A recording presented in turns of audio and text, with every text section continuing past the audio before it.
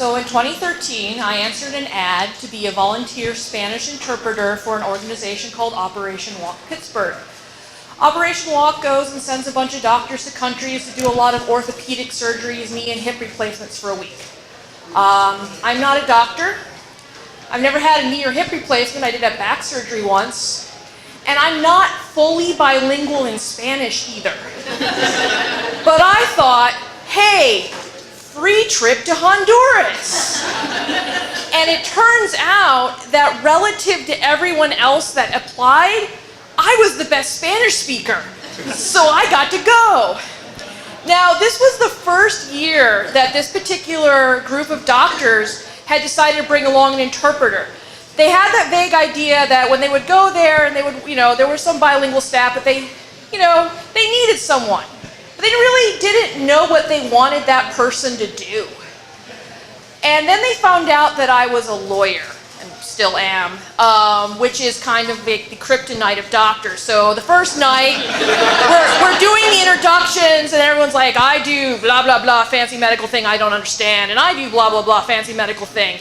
And I raise my hand, I'm like, I'm a lawyer, but I don't do medical malpractice, I swear. I will never sue anybody in this room. So, first they tried to get me to do medical stuff and to help them out. I think they gave up. They let me wash the patient's knees because you can't screw that up. It's like, here's a wipe. Even though the first time I kind of like, no, wipe harder, wipe more, bigger circles. They tried to get me to hang IV bags, and then I somehow hung one upside down, and they're still not sure how that happened. So like, okay, no. But they found out what I was really great at was pre-op. Because pre-op is where you sit with a bunch of nervous people who are about to have these surgeries that they've been desperately hoping for, but also it's a pretty scary time, and it doesn't require a lot of technical knowledge. Now, it also helped that I was a square peg vis-a-vis the patients, because to them, I was this exotic weirdo. So I would sit there and shamelessly exploit my actual lack of Spanish, and they'd be like, oh, you remind me of my slightly demented 6-year-old grandson, because you have the same vocabulary level. And I'd smile and nod, and sometimes with the older grandmas, because they also had hot orderlies that were some medical students pushing them around, and I'd be like, yeah, I know you think he's cute, because I could say that much in Spanish, and I felt so cool, because I'm like, yeah, look at me and the 70-year-old lady with arthritis. We're totally talking about that guy. I'm awesome.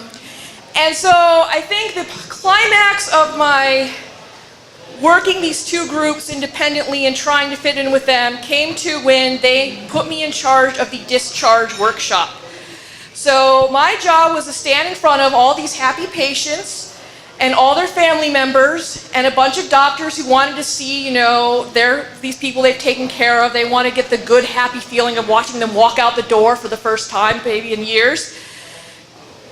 And it was just insane because, again, I was not necessarily trained for this job, and so I just compensated by being as over the top as possible.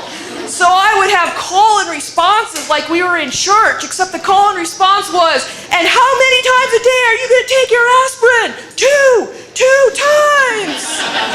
I gave this presentation at least 3 times, and I always forgot certain words. So there'd always be a part where I'd be like, ugh. And it was always the word for bandage, so I just hold it up and be like, what is this? La Parcha! I'm like, yes! La Parcha! Clean it! Woo! And it turns out that if you have boundless enthusiasm, I guess this isn't a really good lesson for people trying to actually go in the medical profession, because, I shouldn't say boundless enthusiasm will cover all errors. That's a dangerous message to send, but it did help, I think. The doctors learned to appreciate my special gifts, such as they were, and the patients, it was nice to have something that they could feel in control of, because they're like, I know way more than that lady. And I would help them laugh a little when they were nervous, so everything ended up working out. Thank you.